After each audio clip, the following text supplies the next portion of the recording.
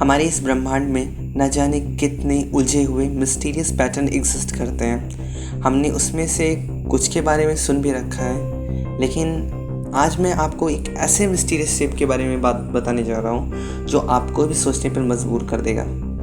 उस चीज़ का नाम है वॉर्टेक्स। ये नाम आपने कहीं ना कहीं ज़रूर सुन रखा होगा कि ये वॉर्टेक्स है क्या, वॉर्टेक्स का इम्पोर्टेंस क्या है और इसके शेप से हमें क्या लेना देना। अगर आपको इन्हीं सभी चीज़ों का आंसर जानना है तो आप वीडियो को कंटिन्यू करिए।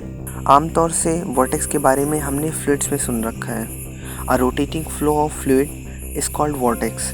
अगर हम फ्लूइड के टर्म्स में इसको देखें तो आपको बता दें कि इसका शेप जो है आर्बिट्ररी होता है। ये डिपेंड करता है कि व्यूअर का इंटरेस्ट क्या है देखने का। इसे हम स्पाइरल और इलिप्टिकल दोनों कंसीडर कर सकते हैं। हम अपने स्कूल टाइम से ही बुक में और टीचर से सोलर सिस्टम के बारे में सुनते आए। हमने अपने सौरमंडल यानी कि सोलर सिस्टम का जो चित्र देख रखा है, उस मॉडल को हम हेलियोसेंट्रिक मॉडल बोलते हैं, जो कि बोरिंग ही नहीं पूरी तरह से गलत भी है। वास्तविकता में हमारा इस सोलर सिस्टम हेलिकल मॉडल के अकॉर्डिंग मोशन कर रहा है।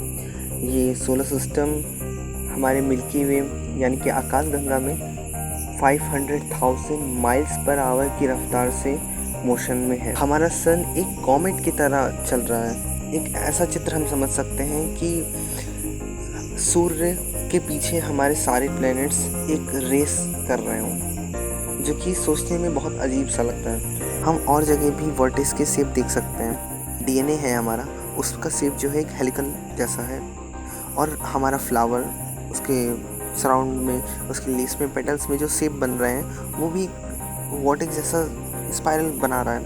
एंड स्पाइरल इंसेक्ट्स, मिल्की वे का अगर हम एग्जांपल लें तो मिल्की वे जो है, जिस तरीके से हम शेप है उसका, वो भी एक स्पाइरल है। और सबसे अच्छा एग्जांपल है ब्लैक होल। कुछ हमारे ब्लैक होल होते हैं जो कि हमारे ब्लैक होल वॉर्टेक्स के नाम से भी जाने जाते हैं।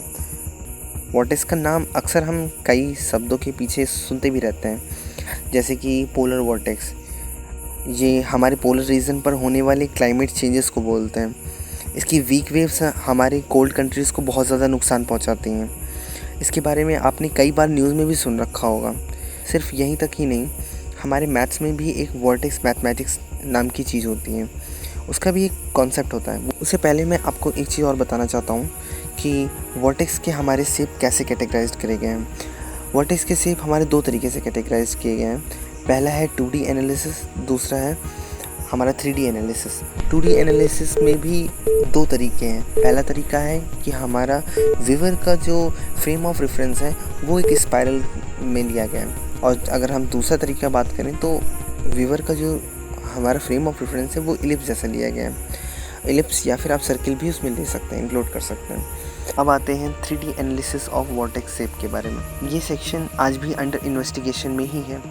अगर हम वर्लपूल की शेप की बात करें तो इसका shape axially asymmetrical concave paraboloid जैसा है। अब हम आते हैं सबसे इम्पॉर्टेंट वॉर्टेक्स मैथमेटिक्स कंसेप्ट पर।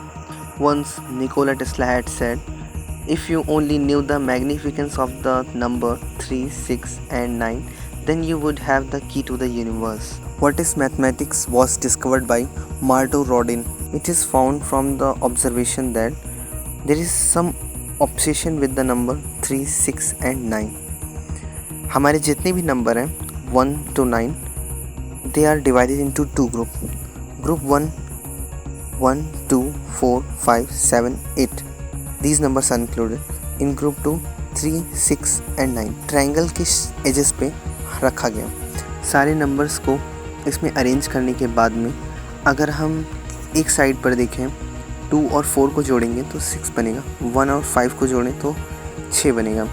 इधर देखें तो 7 और 5 यानी कि हमारा 12 बनेगा, और उनको भी आपस में जोड़ने पर हमारा 3 बनेगा, और 8 और 4 को जोड़ने पर हमारा 12 बनेगा, और 12 को जोड़ने पर भी हमारा 3 बनेगा।